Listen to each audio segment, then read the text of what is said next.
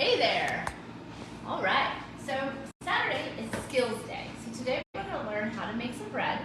And Chef Karl is here. He's going to teach you how to properly cut an onion and some other vegetables. And we're going to work back and forth. Get over here and say hello. He's trying to hide. Hey, how's everyone doing? Hey, Karl's a little taller than me. I think I have to lift that up. It's okay. All right, so what we're going to do is we're going to start out by making a very simple bread. So earlier today I made, this is just a simple focaccia and a simple loaf of bread out of the focaccia dough that I made. And we're going to make it right now. It's very simple. It's just flour, water, salt, and olive oil. It's simple. You don't have to move any of that out. I'm just going to take up a little bit of space. We're going to start with 500 grams or 3 cups of all-purpose unbleached flour. Trust me when I tell you, you do not want bleached flour. It's disgusting. Okay, we're going to make a little well in the center. We're going to add 1 packet of active dry yeast. Now you can use instant yeast as well, but active dry yeast really is what you want. It's a nice slow rise, so it really is very helpful. To that, we're going to add 2 cups of warm water. Actually, 1 cup of warm water. And the other half cup, the other cup we're going to add our salt. We're going to add 2 teaspoons of salt to that. If I can grab my teaspoons, hang on just a second. Add 2 teaspoons of salt to that. And we're going to dissolve it in this warm water. And then we're going to pour that in there. We're also going to add 2 tablespoons of good olive oil. You want to use this really nicely flavored olive oil for this because that's what's going to give some really great flavor to our focaccia. And so we're going to go ahead, and now I've got a little well in there with my yeast that's been bubbling away. I'm going to go ahead and mix that in, and then I'm going to add this water, salt, and olive oil mixture to that. And you will see how quickly this comes together. We're just swirling our hand around, just mixing it up. If that makes you squeamish, you can use a paddle. But trust me, that's how you know the hydration is good, is by the feel. And just like that, the dough is mixed. And now it will refrigerate for overnight. And that dough will look like this. I'll show you what it looks like. I have one here that I did last night so that I can show you. So you're just going to cover this, keep it in the refrigerator overnight, and with the magic of the refrigerator, this is what your dough looks like. It's nice and puffy and light, and oh, it smells amazing. You've got that nice yeasty smell right up here. See all those little bubbles? Those little bubbles tell us that it is very active, and that's what we want. We want active dough. So from there, we're going to pan this dough out. I'm going to put a little bit of olive oil on this pan, just like so. And I'm going to spread the olive oil out on the pan. I have a non-stick foil on the pan. It makes it much easier to remove it. And from there, we're just going to pour this dough out. Now look how liquid this dough is. It pours right out. Just going to help it along a little bit. Now, if you wanted to make a loaf with this dough, you can. You're going to have to fold it in on itself several times to build up the structure of your dough, to develop the gluten. But for this, we don't want to develop the gluten. We want to keep it nice and soft. So I'm just stretching with oiled fingers, stretching it around until I make a nice rectangle. You don't have to worry about getting all the way to the edge. You just want that nice little rectangle there. Coming to the sides, you want to keep it fairly even in thickness so that when it bakes, you don't have some parts that's thicker and some parts that's thinner. Those thinner parts will burn. So you're just coming around. Now I'm going to salt it. I've got some kosher salt here. I'm just going to sprinkle that kosher salt over the top. And then I'm going to come back with a little bit of olive oil and just sprinkle some across the top. It's about a tablespoon. And we're just going to dimple the dough. This is a very traditional way to do focaccia. You're just going to dimple your dough.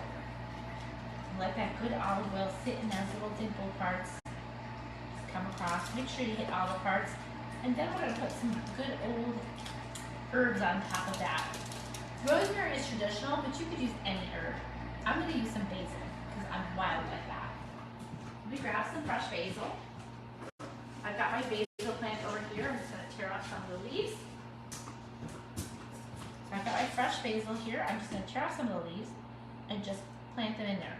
Typically, I take them off before I eat them because typically they tend to get a little on the burn side, but that's okay because we want that flavor from the basil.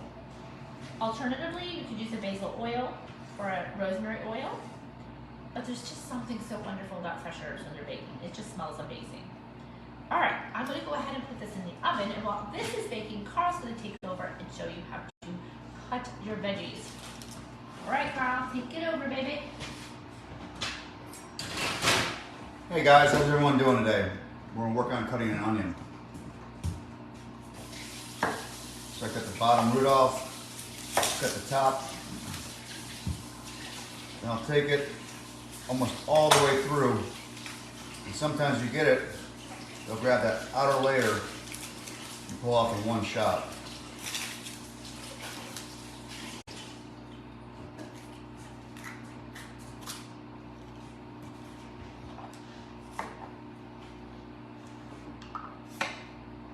So if you want to dice it, I hold my hand up like this, bring my hand at the end of the counter,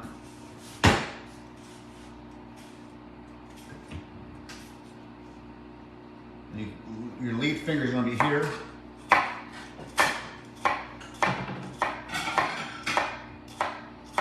Come across, keep your thumb back, and use your finger as a guide.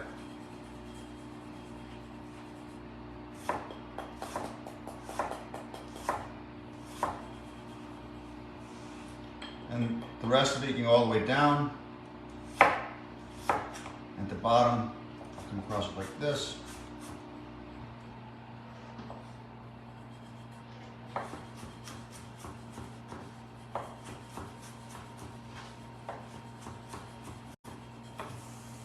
And it'll help you keep uniform pieces when you're cooking. Why is that important? You have consistency. You won't have some that are overcooked, some that are undercooked. They'll caramelize and cook evenly, and you won't have just raw onion throughout your product. And if you want to julienne it, I like doing this. I come on the edge of this and score it a few times.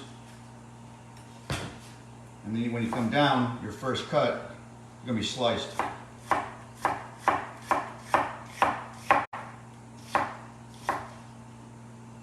And then at the end, come across like this. Kind of same we did on the other side like this. This side's flipped over, so you only have to touch it once. Love it. Thank you. Go. Let me use this right here. Saute pan.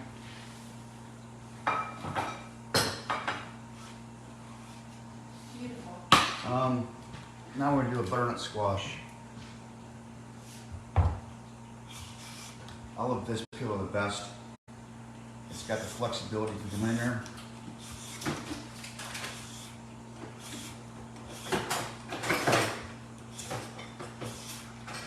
One of those summers too.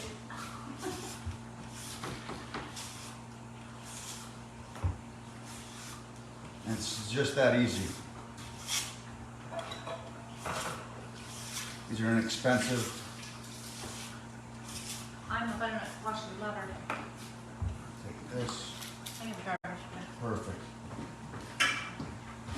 And at the end, I'll cut off just this side right there. Get that root off. Then you can turn it like this.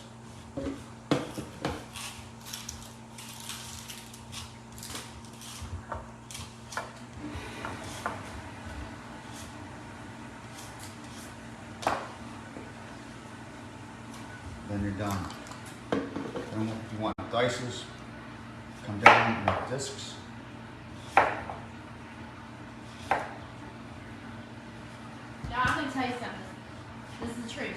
If you lack strength and you can't get through it, you put that baby in the microwave for a few minutes and it'll soften up and you can Oh slice it, yeah. no problem. You're right. I left that out. Yeah. But because I know sometimes, no matter how much weightlifting I do, sometimes that sucker gets ahead of me. And I'm short, so I don't have as much upper leverage, so I just soften that sucker. There you go. That's the tip of the That, or if you want to do it, day. Roast a whole too. that you can roast it whole, or you could cut a chunk off. If it's a little unmanageable, you cut it in half this way. And then you can come in like this, Same process. And let's talk about sharp knives. If you don't have sharp knives, it makes your job so much harder. Get sharp knives. Yep, and keep them sharp. Yes. And then you come in like this, and like this.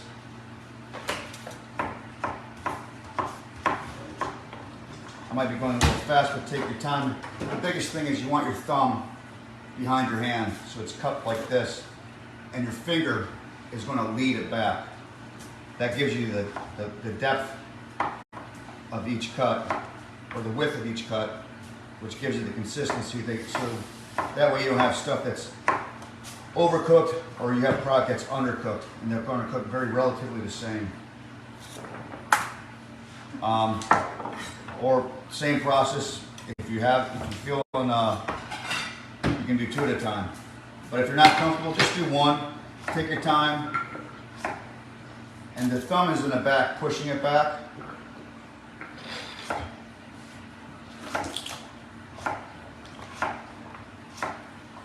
So that is pretty much diced butternut squash. We'll be using that later for a good sauce. It's a great sauce. You can take a little bit of, I like grapeseed oil, salt and pepper. Toss it, put it in your oven at 400 or so. 400, which is what, Celsius is? I don't know. It's somewhere in there, just 400 American Celsius. Toss, toss, toss. Cook it for about 20, 30 minutes. In between that, rotate it because you might have hot spots.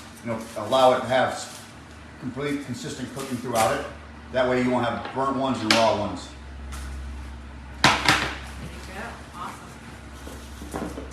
And now cauliflower. We all love this stuff. They call it rice now. Oh my gosh, it's everything. Pretty amazing, right? Pizza, rice, everything. So I just cut that off like this. I'll peel these off like this. Boom. Boom.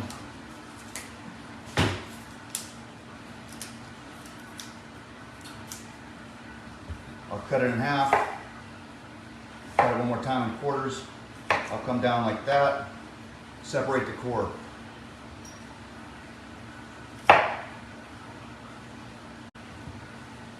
And from there, if you want to get really crazy, you can have if you have a food processor, you can grate this down, and it'll be it's cauliflower rice. So you're not throwing anything away, utilizing everything, making your dollar go further, or your pound, or your euro. Then you just get them consistently about the same size. Or you can go old-fashioned food processor. Yeah. Well, yeah, that's what I was talking about. And there we go.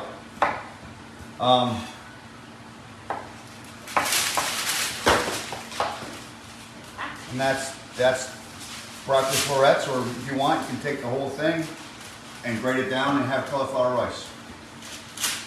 I love it roasted. Oh yeah. High-heat roaster. With salt and pepper. Yep. If I can make it a pan, I'll put it in there.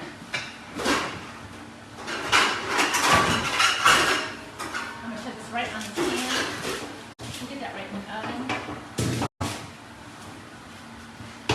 Thank you. Oh yeah. Hit it with some olive oil. Yep. Thank you. Mm-hmm. And we'll roast that right in real time. Because you know how I am about prep. The more you have prep, the less work you have to do during the week. And since my focaccia's baking, you might as well bake that other stuff too. I'm gonna go around. Oh, I lost some. So, with the onion that Karl just did, I went ahead and added a tiny bit of water and some olive oil and salt, and I'm gonna caramelize this onion. You might think, why would she add water to that? Well, that softens your onions and it really moves things along a lot faster. So that I'm not sitting there stirring it forever and ever and ever, but I still get that great caramelization.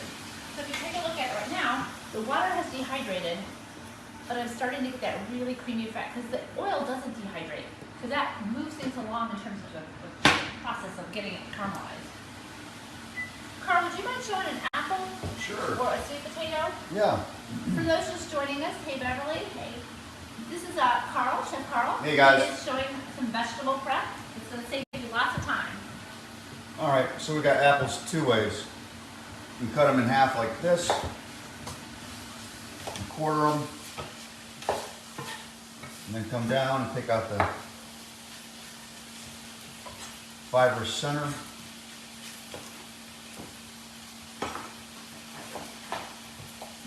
And so if you're going to do like a baked apple tart or a pie, come across like this. Nice even consistency there. And always keep your thumb in the back.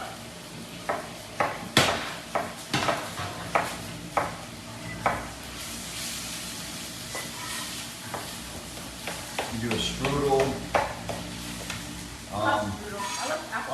Yeah.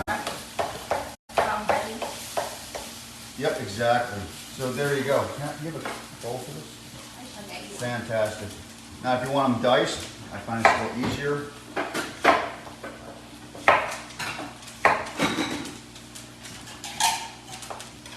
Excellent. Thank you. You're welcome. Put those off to the side. Again, like the onion, you keep your hand on top of it. About halfway through the apple.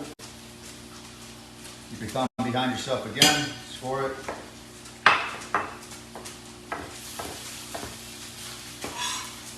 So you got consistent pieces for whatever application you want to use these for.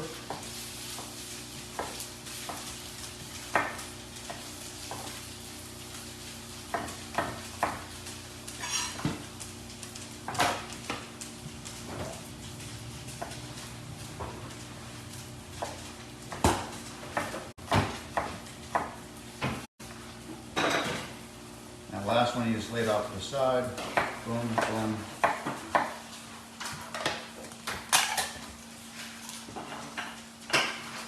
Now sweet potatoes, we will peel these. Again, I love this. These are most easy to use peelers, I think, for items like these tubers or the butternut squash. Where'd you get it? Just at our local store. You can find them online. You can just pull it. You don't have to fight it with the other one. You keep your fingers away from the blade, so there's less potential of peeling your own finger. Yeah, well, I've done it, so that's why I'm saying it. Come down like that.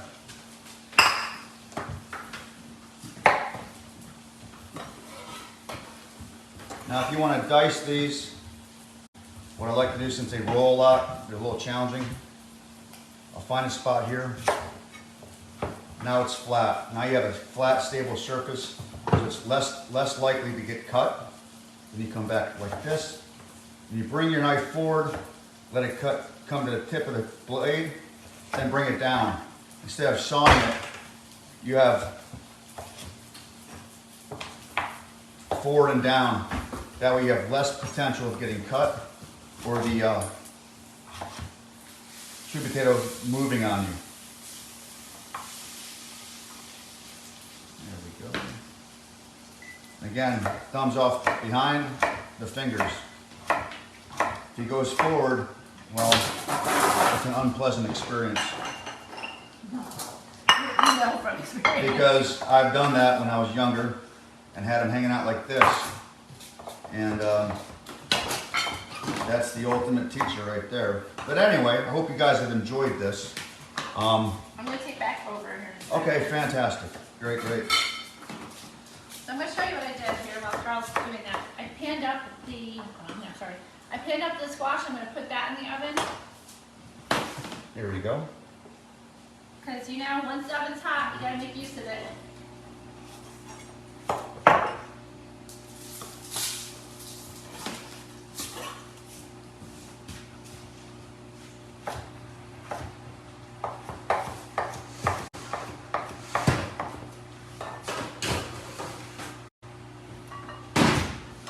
All right. Along nicely. Perfect. What's next? All right. So next we're going to do some chicken breasts, and we're going to do them in the air fryer. But the reason we're doing them is more to show you the technique than the actual recipe. So I'm going to grab some chicken breast here.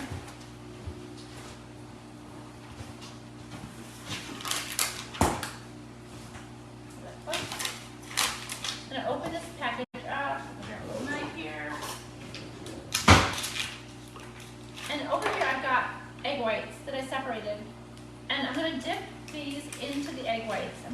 flour. I'm going to season it very simply. And then we're going to air fry these. The egg white is going to help keep it crispy. We're going to use a little bit of spray oil. I'm just going to slice into these chicken breasts.